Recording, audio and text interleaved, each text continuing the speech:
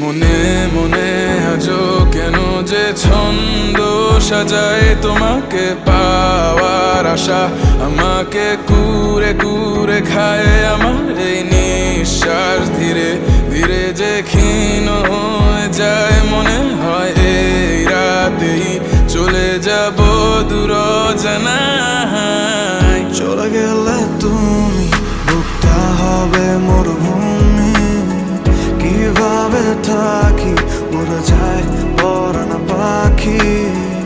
আমার মন কেন শুনছে না বারণ, আর মনে ভাবছে তোমায় কারণ অকারণ।